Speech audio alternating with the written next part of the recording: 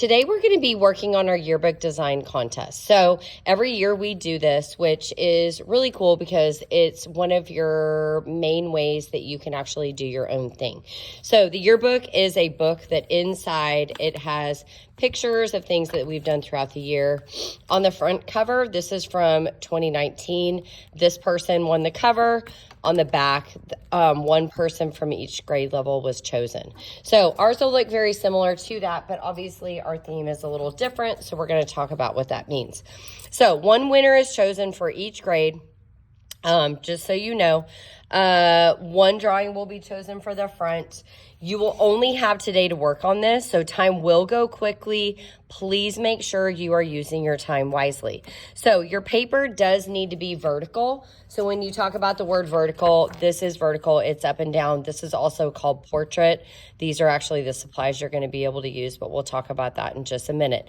If you do your design like this, and yes, I realize the paper underneath is side to side, that will not be chosen. So just make sure you do have it up and down. It does match the front of the yearbook, so we want to make sure and do that. Once you have your design down, you want to make sure that you add your name and your code on the back, okay? That's very important because we need to be able to see what is happening or who did it because it's not going to be me that chose it. Any words that you add to your design have to be spelled correctly. If they are misspelled, guys, they are not going to pick that. So make sure if you are questioning what you're writing down, just ask a teacher. We'd be happy to make sure that you are spelling it correctly. Your whole page does need to be colored. That is going to attract people's eyes. So if you are turning something in that is very basic and doesn't have color in the background, you need to make sure you are thinking about that. That being said, think about what is around your design. So you have to think about the design as a whole, and I'm going to show you some examples in just a second. Think about the design as a whole and how does it all work together. That might just mean you're adding lines in the background and then later on adding color in those lines. Whatever that looks like, you get to kind of figure that out. But the viewer should be able to understand your design by looking at the whole story of what you drew. All of your drawings obviously have to be school appropriate. So we know that that's one of our rules here. You are going to turn in your artwork to the pink stool or to the teacher, and she needs to make sure and get all of those because I have to turn those in to PTA at some point. Please do not erase today with your pencils. That happens all the time. This is just copy paper, and when people do that, it'll rip a hole in there, and we don't have a million pieces of paper to hand out. So use your regular eraser and erase that way. Also, that note, there are some sharpeners up by the front door. There is a little white caddy. You can use the little metal sharpeners. If they are not in there, they're probably in with the colored pencils. So on to what we were supposed to do today. So what you are going to do is you are going to start in pencil. You are going to move to Sharpie and then erase your pencil marks. And then the last thing you're going to do is colored pencils. But I'm also going to give you a fourth option. So if you have a big background, like say you do outer space, we're going to talk about that in just a minute. You can actually use art sticks for the background. So there will be art sticks up at the front table. When you use an art stick, and yes, I know this is not an art stick, you put it down on its side, you pinch it, and you do a rubbing around your design, okay? The cool thing about art sticks is it actually kind of covers a big area. You do not want to go over the whole design. It will cover it up, but it's also blendable.